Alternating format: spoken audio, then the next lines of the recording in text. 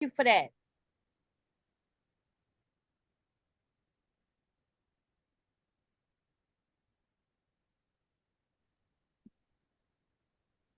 So coming up next at 3 p.m. What's the 3 p.m., Dawn?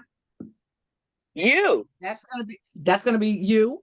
My guest will be Pedro Pedro Benitez, Richard Berkowitz, Wait a Robinson. minute, Dawn. I thought 3 o'clock was supposed to be Richard and I about the Denver principals. Yes, Yeah, I just said it's Richard. all you men. It's all you men. It's Richard, Oh. it's Berkowitz, and it's Raif. Raif is going to interview you guys. I don't know if you guys know Raif, but he'll introduce himself. And the beauty of this and what I love about this stigma-free day, we got the Denver principals, which is our first stigma reduction. And Raif is going to also be talking about CURE, which is Hope Collaborative, what we're doing.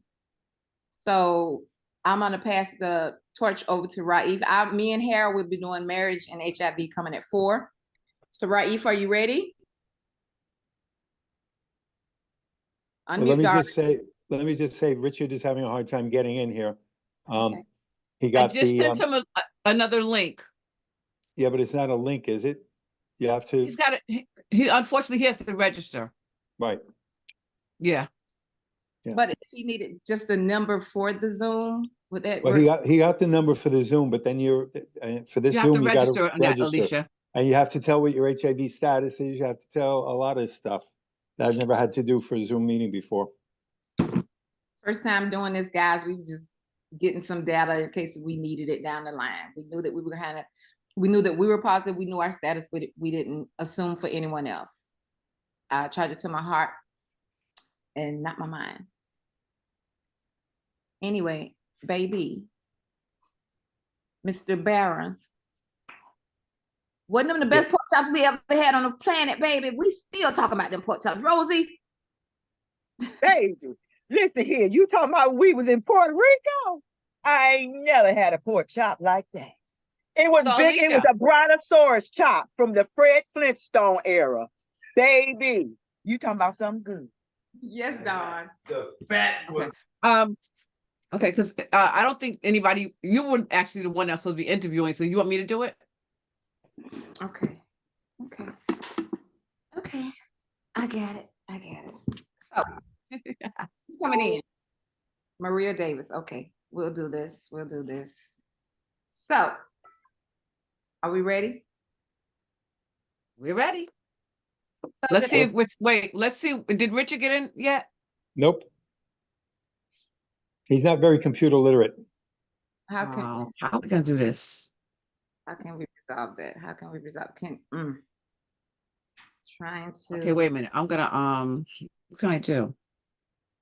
So while we're waiting for Mr. Richard, how about this? Let me introduce. Well, introduce yourself, right? We are both the co-chairs of Hope Collaborative, Martin Delaney. And could you just do a little bit more explaining on that, Raif? Here's Richard.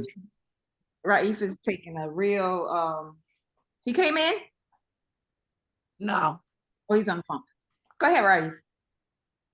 Hi, everyone. Raif Darazi here. I am the co-chair along with Alicia. She's the other co-chair of the Hope Collaboratory for HIV Cure Research. And it is one of 10 national collaboratories funded by the NIH here in the US. And that gives community the opportunity to work with, collaborate, give feedback, learn from the scientists that are actively working on HIV cure research, not just here in the US, but also internationally. So that's a little bit about what we do with Hope. Personally, I was diagnosed with AIDS in 2012 while I was in the middle of what I thought was a monogamous relationship, and quickly learned that I wasn't going to die. Got on medication, turned things around fairly quickly, and I wanted to be a bodybuilder because I thought, what better way to physically show what is possible in overcoming HIV today. So over the course of a few years, I became a pro competitive natural men's physique bodybuilder. And yeah, I've been vlogging and doing social media ever since to spread education, reduce stigma, and get people up to speed on HIV. So that's a little bit about me. Thank you for that, Raif. We're planning, trying to go to IAS in Germany. Ooh, that's gonna be phenomenal. We've been doing this cab for 2 years now, right? Right, about 2 years. I would say 2 years. 2 years. We were the first co-chairs of it. Ah, okay. Okay, so we're gonna double on this one. Dawn have something going on. So Dawn, if you want to introduce, you made it in. Yes, yes, yes, yes. Wait, he's in? That's Is Ed. he in? Ed has No, Is Rich Richard, in? no. Ed had his hand raised. Go ahead, Okay, Ed. no, I'm I gonna was- try and get Richard in. Alicia, I give was me a just, minute. I was Let him- just let on me- the, Dawn, I was just on the phone with Richard. He had to go to zoom.com because he doesn't have Zoom on his laptop. Put in the meeting number, answer all those questions. So he's in the middle of doing that. Because the number you sent is just the meeting number. It's not actually a link. Right, right. And he, like I said, he's not all that computer literate, so he was struggling. Don is going to try and help him get in. And I also believe that if you gave him the Zoom number, it's probably going to require a passcode. No, what it Sometime. does, it No, that's requires not what it, it's doing, Rosie. it Okay. requires that you 402. answer a series of questions. Yeah, I'm gonna do it. If he could, I sent you a message, Ed, in the chat. Ask him if he could just put, I think he could put numbers Hey, in Richard, those listen, I'm gonna questions. try and get you in, okay? Okay, This is Like Dawn, I'm sorry. 9999, and to okay, just Let me keep just, them I'm gonna simple. You see, what I just, did was, I can't. Oh, I was muted. No, he can't do that. Okay. oh, I- you can? I see you over there stressing, Ed. We're gonna get this together. Nothing is gonna stop this. This is phenomenal. No, we can't go wrong here. We done I been got faith in you, Take her Miss wrong. Alicia. You got me my gel, girl. I'm okay. we makes it happen. We made this happen on a shoestring budget. It better not mess up when it's time for the men to talk. Go ahead. Go ahead, It Pedro. better not mess up when it's time for the men to talk. We got all these men on here. Exactly. Even Mr. H is over here. What's up, Ed? Pedro, maybe it's something you can do. You're computer literate too, right? Dawn is working on it on her end. You just have But the thing is, Rosie, it's not an ID number. You have to register in order to be let onto the platform. Okay. Hello, Ed. I didn't introduce myself properly. And how you pronounce your name, Ralph DeRaza? Yeah, Raif Darazi. Okay. My name is Derek Robinson. I reside in Panama City, Florida. Person living with, going on 34 years the end of this month. Founder of the Straight and Positive Group for Heterosexual Men. We meet on Tuesday. Also group leader, Positive Entre Empowerment at Howard University, which we present at the Stigma conference every year. I serve on the board of We Think for a Change in Cleveland, Ohio. Grateful to be on this call. I just wanted to introduce myself.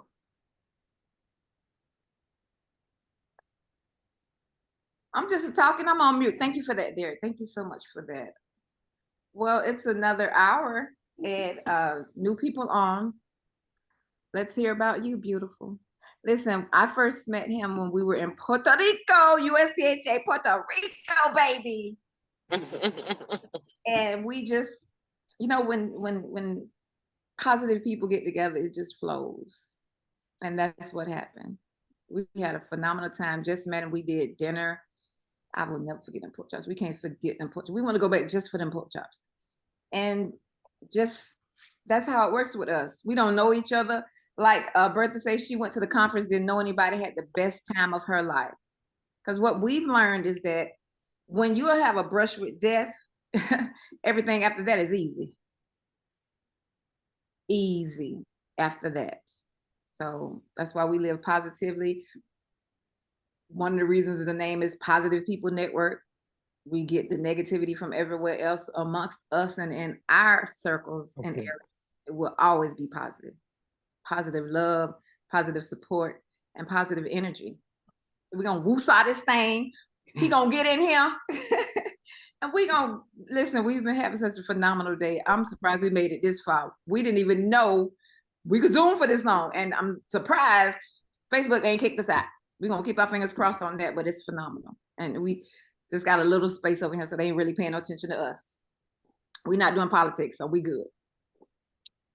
I just tried calling Richard. He's not answering. So maybe he's in the middle of trying to log on. No Well, worries. maybe what you all can do is do the introductions as we wait.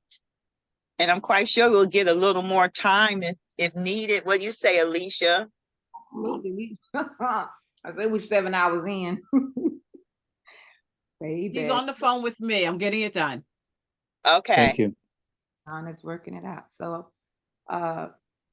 you want to introduce yourself? The men want to introduce themselves? Am I next to you? No, just the people that's supposed to be on this time. Am I next to you? Ed, Oh. is my picture next to you? Next to No, me. no, you're below me, baby. You're below me. Next to me. One down, two down and one to the right. So my name's Ed Barron. I've been living with HIV since 1986.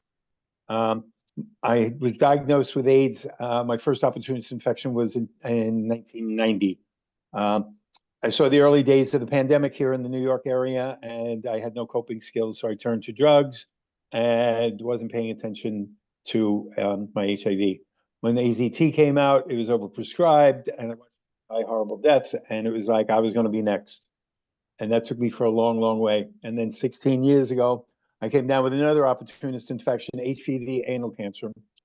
Prior to that, I had gone to AIDS Watch once and found that I could have a voice when it comes to advocacy work. I was also introduced to the Denver Principles, which had been out since 1983. There's Richard Berkowitz. Richard is the last surviving member who wrote the Denver Yes, Principles. Dawn. So I'll finish up real quick. So I started doing advocacy work there. I got involved with ACT UP New York, Vocal New York, Housing Works, and continued my advocacy by going to Washington, D.C. I recently did a train-the-trainer event with NMAC, National Minority AIDS Coalition, I think it is, where I brought 15 individuals over the age of 50 together to try to empower them to get involved on the local level. I also am now a member of the Rock for Aging Positively Policy Action Group and a member of the NCAP with the Ribbon Campaign. And I continue to develop relationships with legislators on the state, federal level to let them know that we're still here. And with that, Mr. Berkowitz, good evening. Hello. Hi, how you doing? You want to introduce yourself, Richard? Hello, Yeah. Richard. Welcome. Thank you for taking the time to do the extra steps to get here with us. Thank you so much. Technical difficulties is the story of my life right now. I was a member of the first public support group for gay men with AIDS in New York City in 1982. That's where I met most of the gay men who would end up being, who would end up in Denver for the Denver Principles. There was tension in the beginning about what medicines, what treatments, how to deal with everything that was going on. Our lives were thrown into complete chaos. And we ended up bonding and realizing that we had more in common than we did different. And we learned how to talk to each other and to respect each other's choices in what decisions we were making regarding early treatments. When the word came out from San Francisco that, God, I look like a ghost, hold on, that there was a conference in Denver where one person with AIDS, Bobby Campbell in San Francisco, just put out a call through the gay newspapers that anyone with AIDS should show up at this conference to teach the healthy community what the sick community was going through. People started raising money and funds to pay for plane tickets. Generous gay men stepped forward to help get us there. And then we ended up in Denver and history was born. I need me 1 second. Phenomenal. Oh, Just You know, it reminds me of when I was at USCHA, and a group of individuals got up at the beginning of plenary and stood up to have their voices heard. Now I'm ready. There he is. And what happened in Denver, from what I understand, I wasn't around for that, reminds me of that, where people were standing in their truth and standing in their power.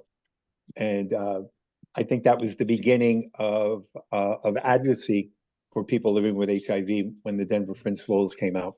Right. Well, it was amazing to us because as active, sexually active gay men, there was a very different sense of community in San Francisco, a much stronger sense of community. And in New York, it was much more, people were isolated. They had their own close circle of friends, but you weren't, a lot of gay men who ended up getting AIDS early were not really connected to the community. We were connected to the bars, the bathhouses, wherever gay men congregated on Saturday night was what gay life was. Unlike them, I was always politically active. I went to every protest. I went to different organizations. I stood on the street and stumped for candidates that would be good for racism, sexism, homophobia, class issues. So I was already connected, whereas most gay men, until they came down with AIDS, were essentially apolitical.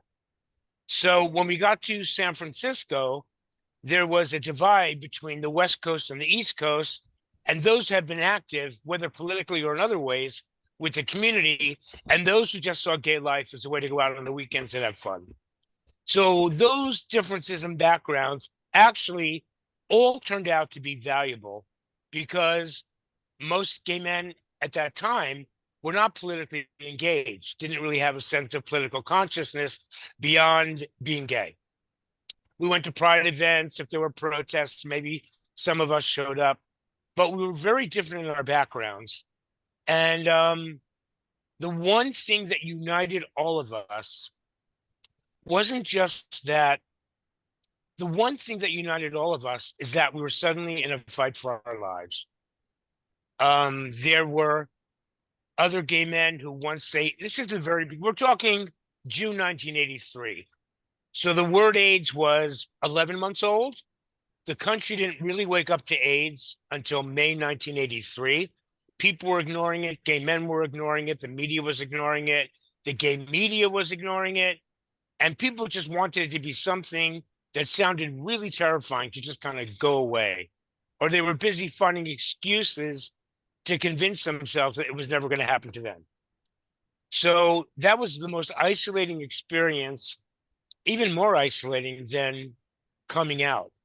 Because at least when you came out, you found gay men who were kind of in the same boat you were. And suddenly, when we got to San Francisco, we realized a bond we never could have imagined, which is the bond of people fighting for their lives, washed away whatever divides, whatever disconnections that we had as gay men. Suddenly we were thrown together. And the minute we started talking, everyone realized we were basically going through the same thing, that our battles weren't just a medical establishment that had a history of brutalizing, minorities, poor people, women, gay men. And even at that time, a lot of gay men had their own horror stories dealing with the gay community. So to be suddenly thrust in one room, all those divides eventually washed away. And we realized that the experiences we were now going through was a bond that was so instant and so powerful that it just exploded over the course of a couple of days in terms of this burning need to do something, not just to fight the medical establishment and the straight community, but within our own community. I mean, a lot of gay men told some very painful stories of having friends for many years who, the minute they heard that we had AIDS, became distant, didn't want to be in the same room with us, were afraid to be sitting close to us. I mean, no one knew the cause at the time. And because when the reason the country woke up to AIDS was because Anthony Fauci went on television and said that there were some babies in Newark that got AIDS and they think they caught the AIDS from their parents. So that household, simple daily household contact might spread AIDS. And that sense of random and raging contagion just freaked out the whole country and freaked out even more gay men. Like, can you get it from a sneeze? Can you get it from sharing a glass? Can you get it from being in the same room? That was how America woke up to AIDS. And that put us put us into an even more dire situation, because now they were giving validity by the media that we were, that each of us was capable of giving anybody who was close to us the disease. So suddenly, Michael and I had written an article that all gay men hated, called "We Know Who We Are," about the skyrocketing rates of sexually transmitted viruses and infections that we believed was playing a role in who did and who didn't get AIDS. And this is 2 years before HIV was identified. And then right before the meeting happened, coming off the presses at our local lesbian press was How to Have Sex in Epidemic, a booklet that I started writing as an article for a gay magazine. And then once I had my first draft done, Michael Callan, my doctor, Joseph Sonnabend, said, "Hey, I didn't realize it, but you really have something here. You really have figured out that there are ways to have sex safely. And if we can get this message out, this might be the perfect vehicle to get gay men in cities who are most at risk of waking up and stop tuning out the exploding AIDS epidemic, catch their attention with, you can even have sex safely. That will not only override the unfounded fears of contagion, it will not only give gay men a way to be intimate without posing a risk to yourself or your partner, it'll also indirectly show people that there is a scientific theory based in sound science, based on what we knew from the first 2 years of research, that you didn't have to be afraid to be in the same room with someone with AIDS. You could hug them, you could even kiss them, you could even have sex safely. So when Michael Cannon and I arrived at the conference in Denver, we gave everyone an immediate copy of the booklet. And they literally stood in one place and read the whole booklet from beginning to end. And I think it was absolutely life-changing, because it gave gay men a way to look at what was going on that was consistent with their own lives and made sense, and taught them, this is how viruses are transmitted. We believe that over the last 10 or 15 years, we've seen all these skyrocketing rates of sexually transmitted infections. And since we can tell that I'm talking about the first 2 years of research before they looked at women or did a racial breakdown, they just said, whatever's going on, we can tell it's sexually transmitted. And we know, since HIV is appearing in the blood supply and appearing in hemophiliacs, that this is a bloodborne virus, that it has to get into your blood to infect you. And then we explained that just because you get exposed doesn't mean you necessarily get infected. And just because you get infected doesn't necessarily mean that you will get sick. And with media reports everywhere saying that I'll never forget this, a person diagnosed with AIDS has a life expectancy of 12 to 18 months. I mean, this was all unquestioned. It was everywhere you looked at AIDS. And, some people felt that if you don't scare the hell out of gay men, they're not going to wake up to the epidemic. So what we did in our booklet was, we didn't deal directly with what the media was saying, because as gay men, we didn't trust the media anyway. So we said, here's a 40-page booklet. This is the doctor who was a lab scientist, a virologist and a microbiologist with a large gay practice in New York City. Here's taking what we're being told, but here's a more rational and scientific explanation for what we think is going on. And then we said, to be graphic, we said, kissing, sucking, getting sucked, blah, blah, blah. We went through every sex act and said, here's where the risk is. Here's how to make it completely safe. And here's how to make it safer. So we weren't telling gay men what to do. which was the story of our lives growing up in the 50s and 60s. We said, we're gay men. We have had this experience of getting AIDS, and here's what we think. Here's how we think you can get on with your lives and stop being afraid of confronting the disease and stop being afraid of being around the people you know who are coming down with it. How's that? And that was, a quite bonding experience. Whatever political or social differences we had, here we were saying, if you think, if you don't know what to believe, here's what we think is going on. We're going to explain this to you as simply as possible. And yes, you can even have sex safely. I mean, that really was the linchpin that bonded us as brothers the minute the conference began and everyone read the booklet. If I might, one of the challenges were if you did not live in San Francisco or New York, that messaging that never got out. I remember living in San Diego in 1983, and men were coming out on vacation from New York, and they were talking about acidophilus milk and tofu and all of that, and we were oblivious to it, and we were under the impression that it was just another STI there'd be a cure in 3 to 5 years, and why did we have to worry about it?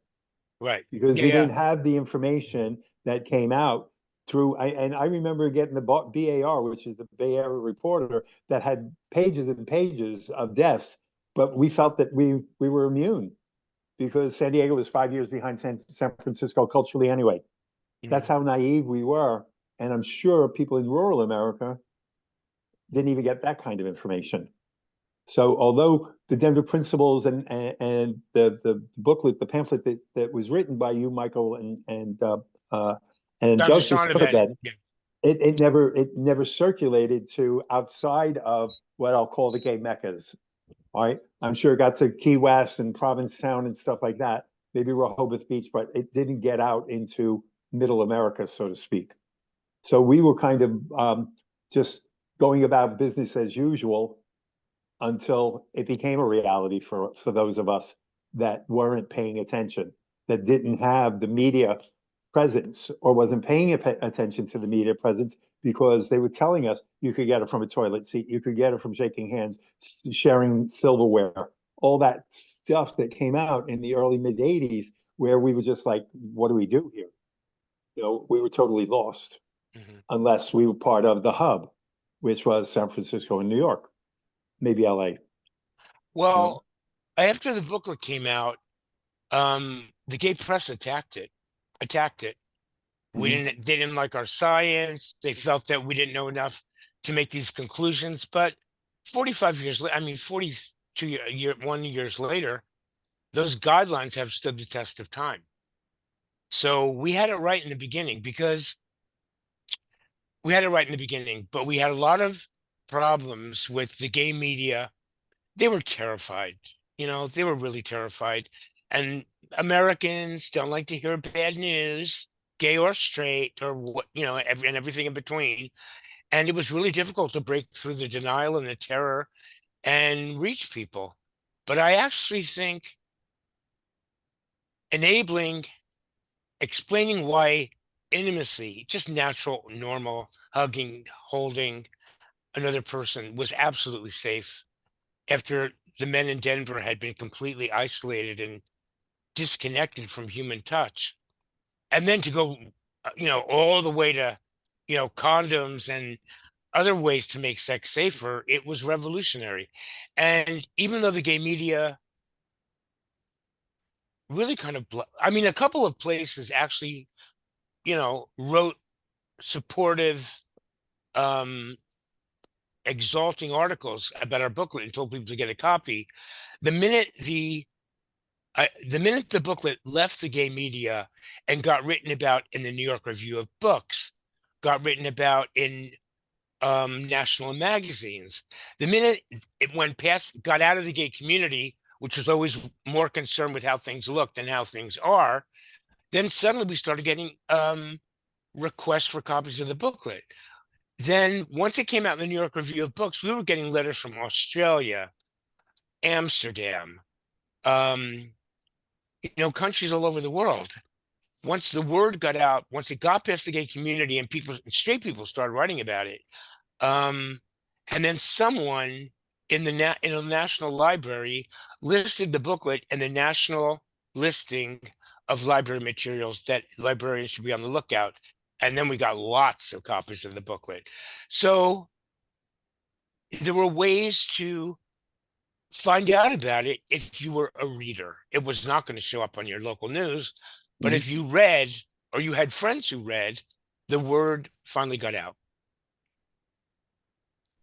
So, Richard, why don't we talk a little bit about the Denver principles and the impact that they have had on the community about being partners with our healthcare as opposed to physician heal me. Because Right. I will tell you this: when AZT first came out, uh, I just did what the doctor told me, and when Harvoni came out, I did what the doctor told me, only to find out that they were overprescribing all of that. And then it was up to me to take charge of my healthcare. It was up to me to do the research and go in as a partner with my healthcare team, as opposed to I'm helpless. You just tell me what to do and I'll do it, right? And I think the Denver principles played a big role in that, because it's outlined in those three sections what the healthcare providers should talk about, how we should talk to one another, and how we should talk to our healthcare providers, if I'm not mistaken. Gentlemen, before you jump into that, do you mind if I just interject with a quick question?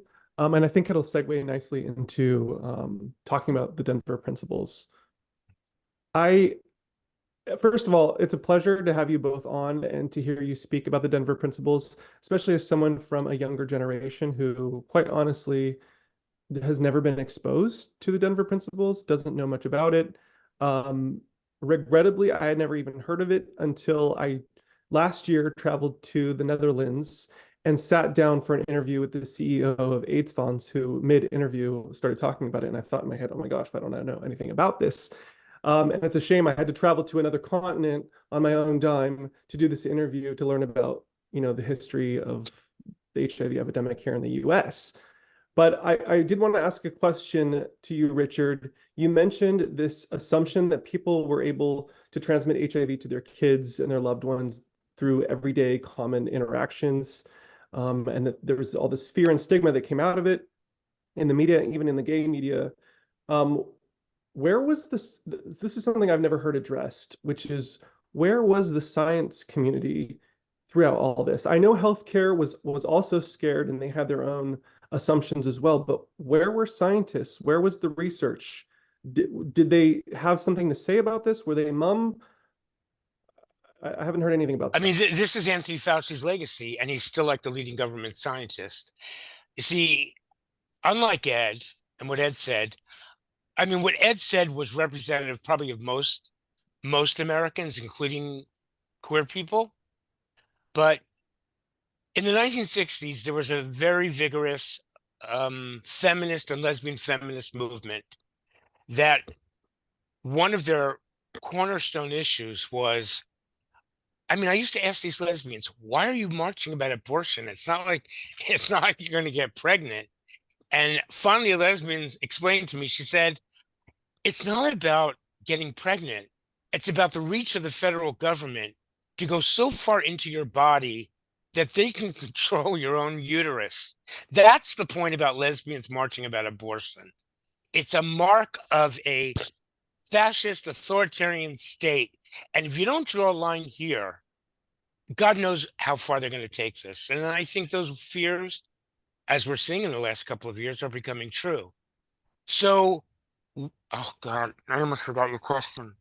So when Fauci, who was the head of the science thing, so we were skeptical of the medical establishment. The feminists were writing all these booklets and articles about the history of people-driven healthcare movements going back to the 1850s. Then they culminated all those booklets, which I highly recommend you read, because you'll know the history, so you'll understand how we got to where we are today, especially in America where things are dire.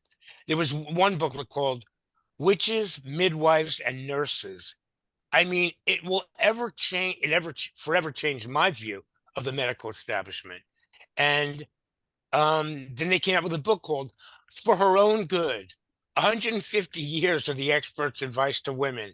That book was so shocking about what the medical establishment had always done to poor people, to women, to people who didn't have any kind of power, economic standing. I mean, it's a horror story. And lesbians and feminists championed this national wake up call, not to just the patriarchal aspect of medicine, because there are always women involved, who were doctors and, well, mainly nurses, but to the risks of being a minority in a healthcare system that was always driven by profit and controlled by very powerful forces. So it wasn't that difficult for those of us who were steeped in this literature to explain in Denver to each other what that history was.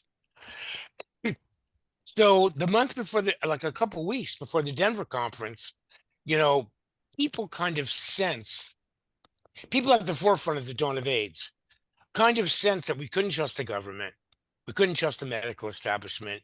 And it wasn't that hard to inform other people who were showing up at our meetings in 1982, 1983, to give them a short view of this history so that they would become skeptics too.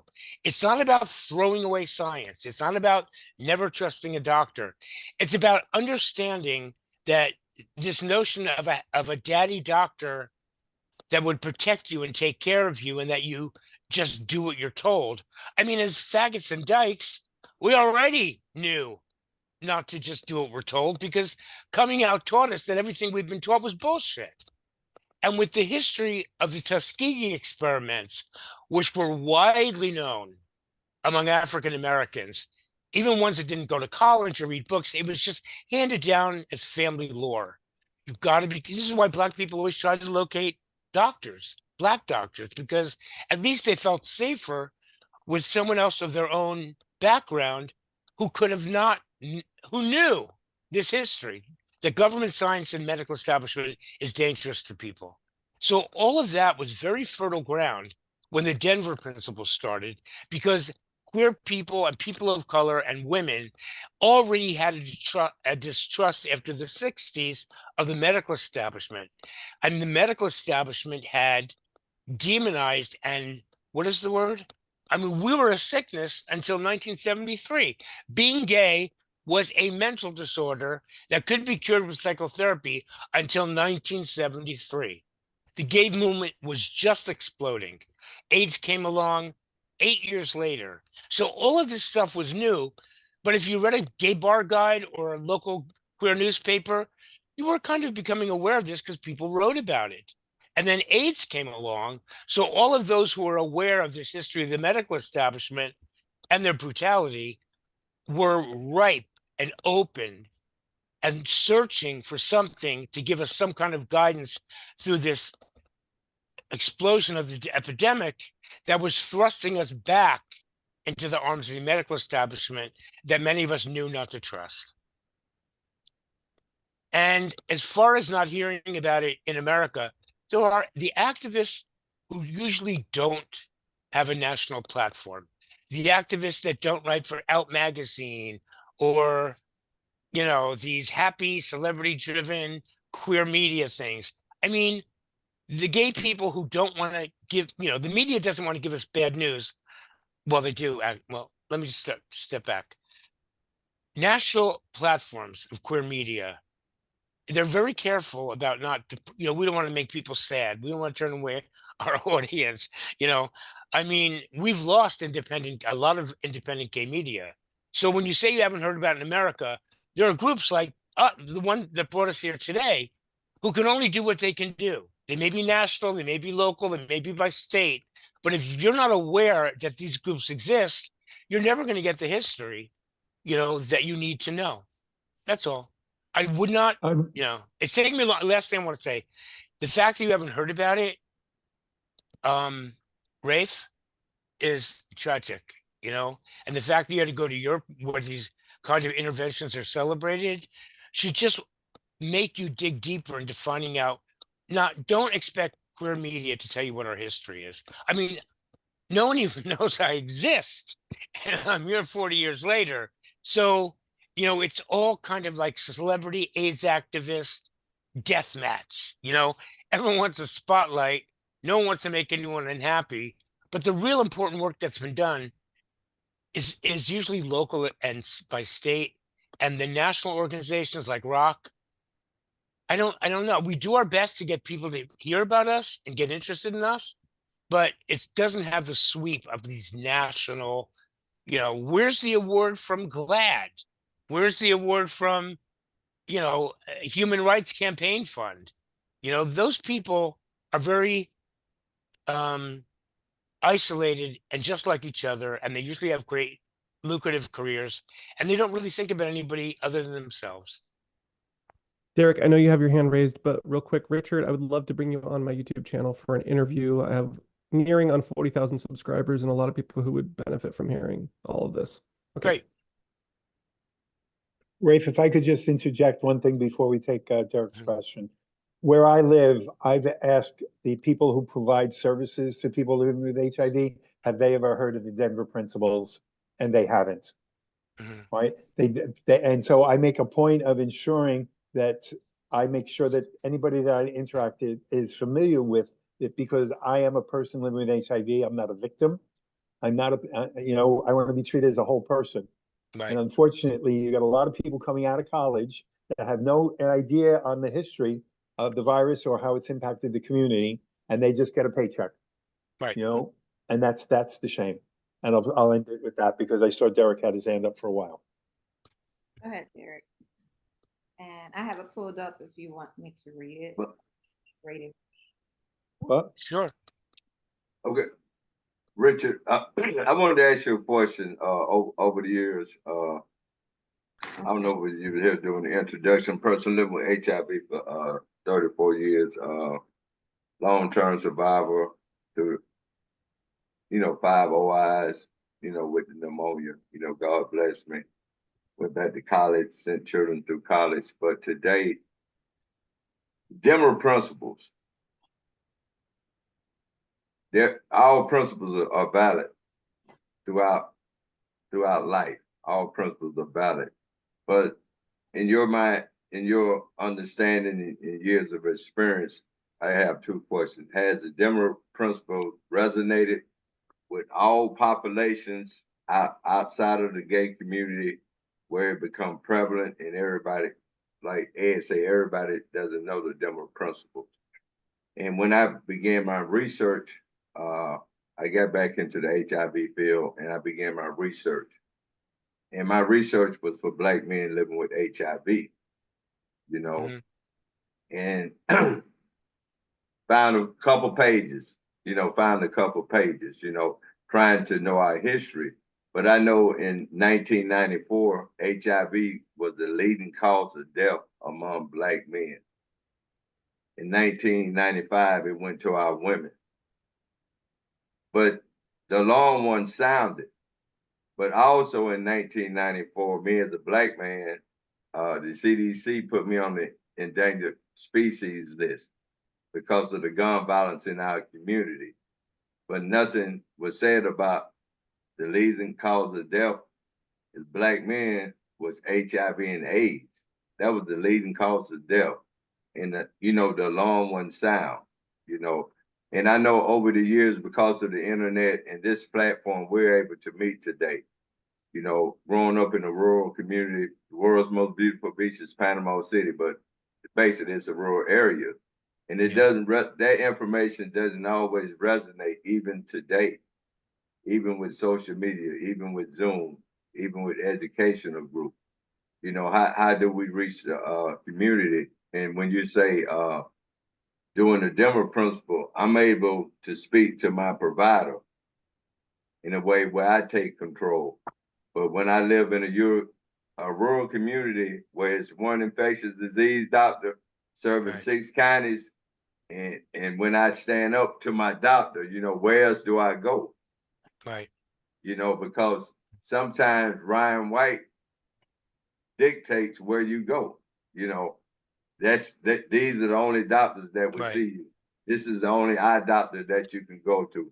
This is the only dentist that you can go to. Right. And sometimes it's in a 200-mile radius. So sometimes you have the empowerment, but also I lose my vision. I lose my dental. Right. You know, I lose that. I'm actually going through the same thing right now. I'm going through the same thing right now because they've privatized my Medicare because I was on Medicaid.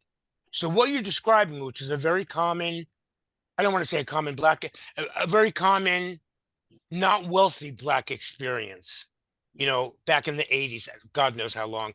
But when AIDS came along, by the time the 90s came, we had failed so miserably at reaching out to communities of color and to women.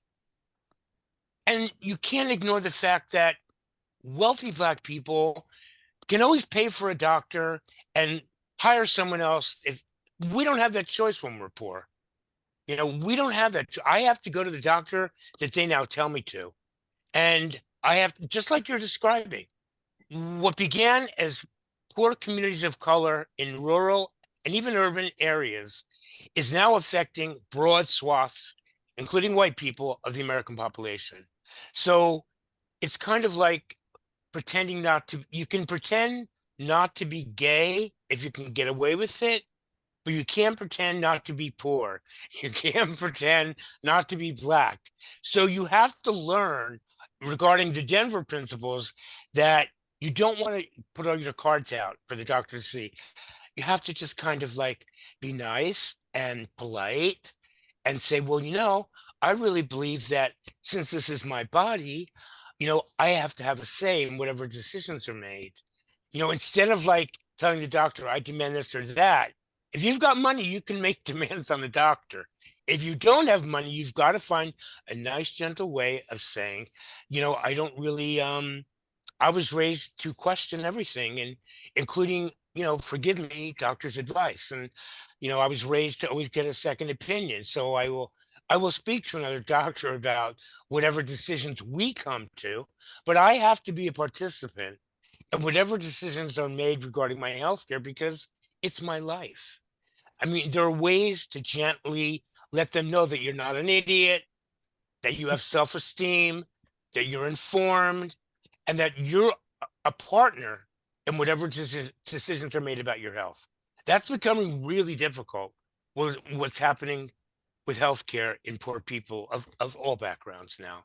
But yeah, I mean, we're trapped. So we've got to figure out a way to still make the Denver principles ideas known without being confrontation or you know, being respectful to the doctor is always a way to say something, you know, and that's the best we can do right now. Unfortunately, we are the only Western nation without health care for all, and that's the tragedy. Hold on, wait a second. I was froze. There you go. Where you raise your hand? Here, There. Hmm? With what's that, happening? It was froze. Pedro, somebody had a hand raised. Who was trying to speak? Bertha, or was Bertha, It's Bertha. it then? I want to say, Richard, I just learned, I'm Bertha Chavis, and I'm 24 years HIV. Mhm. I would like to say, when I told the church about HIV with me, and I related it to when we talk about HIV,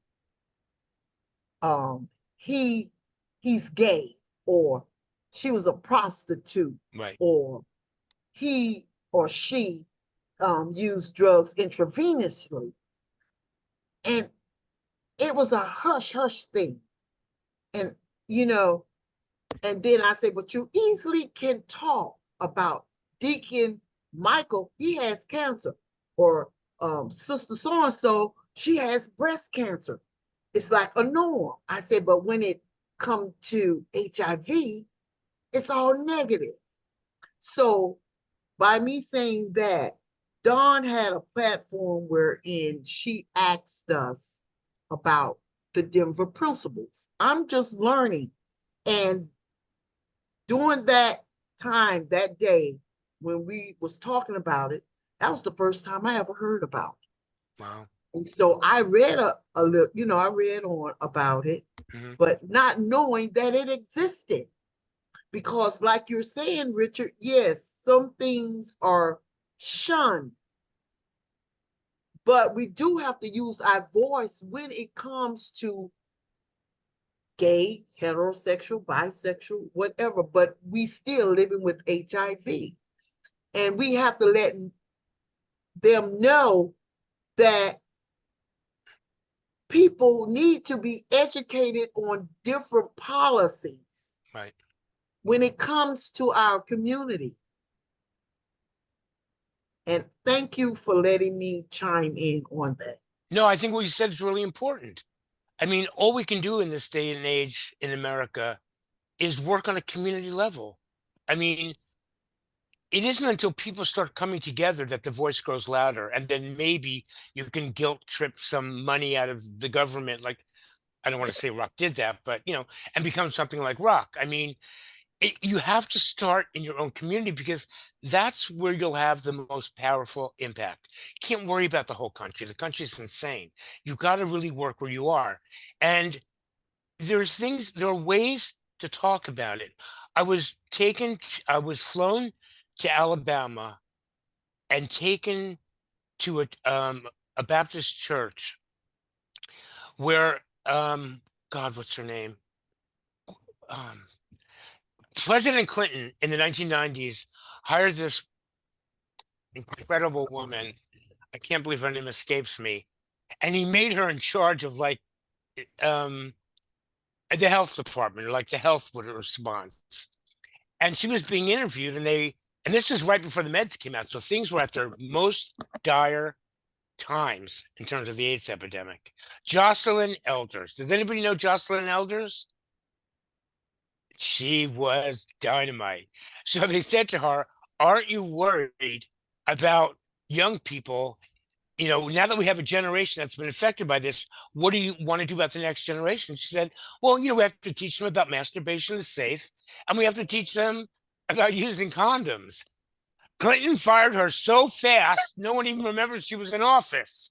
She was speaking at this Baptist church in Alabama, and I got to meet her, and I said, good for you for so falling on the sword. I mean, sometimes someone just has to say what has to be done and not care about the consequences. And you, my dear, you are a role model for that. And one day I'm going to be a famous author, and I'm going to never let people forget about that moment and the importance of what you said, and how important it is to be courageous enough to risk your own livelihood and standing and presidential connections to tell people you don't have to die. It's not just protecting yourself, which is what she was saying to teenagers. You have to protect your partners. I mean, that's how so many women, got dragged into this AIDS disaster, was by partners who were either just liars or too afraid to tell the truth. Or, I mean, God knows why people put people they're in relationships with at risk when they don't have to. So I'm glad you brought that up. There's another question for Paula and Felix. Hi there, this is Felix. Hey, Richard, it's good to see you again and hear from you. Yeah, my name is Felix. I worked at Garden Sullivan in San Francisco, which was an end-stage facility for cancer and GRID, gay-related immune disorder, which Right. HIV was called before it was called HIV or AIDS. And it was devastating, very devastating, working as a LVN there, working in state and touching people when I was told not to touch them, and people, hemophiliacs and other persons passing quickly and horribly from the virus. I then went into depression, moved to Houston, and when I moved to Houston, I was diagnosed with GRID and given a year to live. Now, this was 43 years ago. Right. And so I went back to San Francisco. while returning to San Francisco, I was charged as a felon from Houston because I was found to be positive, and an extradition order was put out that I fought and finally won. But at that time, I weighed 89 pounds. I had bronchial pneumonia, spinal meningitis, and clinically died. Being a heterosexual black male, it was a nightmare living with HIV at that time. There was no help. Going to the agencies, the few that were available, it was very difficult to get service if you were not same gender loving. The continuum of care was created at that time in San Francisco and the AIDS Foundation of San Francisco. This is where we started to get some care and services. If it were not for all the people who were positive, male, female, gay, and straight, standing up and marching and acting out and being involved, nothing would have happened. We had to sue the pharmaceutical company to get medications because they weren't even allowed in the country. We had to go to Canada and to Mexico to get those things. This is the start of the HIV/AIDS pandemic that was that attacked anyone who was positive rather than when it comes to doctors and the medical professions. San Francisco was leading in that. There were only a few doctors there. San Francisco General Hospital was the star of HIV care and services for the United States. And if I had not been there, I would have died. They brought me back to life, put me on 37 medications, which I went to the PDR, which is the medical book for medication, started to DC them, get rid of them because they did not interact well. What I'm saying is you had to learn for your to protect yourself at that time. The gay community being attacked from the beginning, it was asinine, it was wrong, it was incorrect, but that was the reality, and people had to fight the best way they could with as little knowledge as they had. The Denver principles gave us a guideline on how to fight and how to protect ourselves. It was not the only guideline, but it was necessary. What I'm saying is that we had to come together as a people, not going on who you were having sex with, but going on the fact that so I think all the fighters, Richard, you were there, you were involved, and across the country, we began to teach other people and learn how to advocate for ourselves. So thank you. Wow. I mean, what you just said is a part of this history that I wasn't a part of. I only read about. But I mean, this is what you've just said is so important to be part of the AIDS history. And it's just rarely spoken about. I mean, I think my tendency to speak about my own experience because I don't want to step on other people's experiences or try to represent it when I'm not a part of it. You've got to always find, and in fact, when How to Have Sex and Epidemic came out, the first thing Michael and I and Dr. Sullivan did was, can we identify people in the different communities, especially poor urban communities?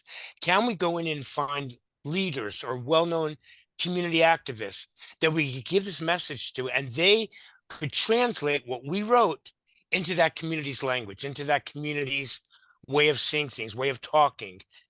But it just never happened because people gay men hated what we were saying.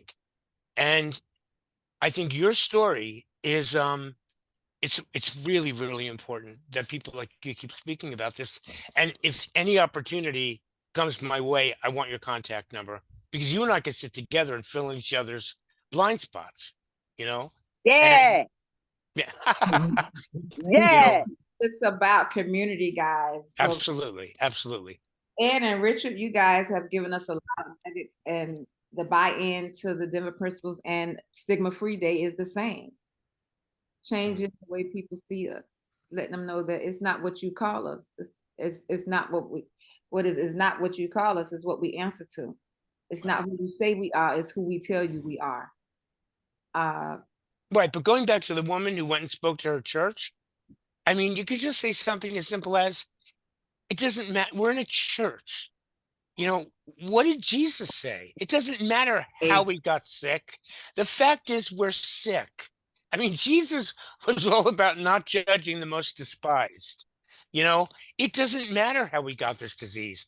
You should know as a smart person that just because the messages out there are everywhere doesn't make them true.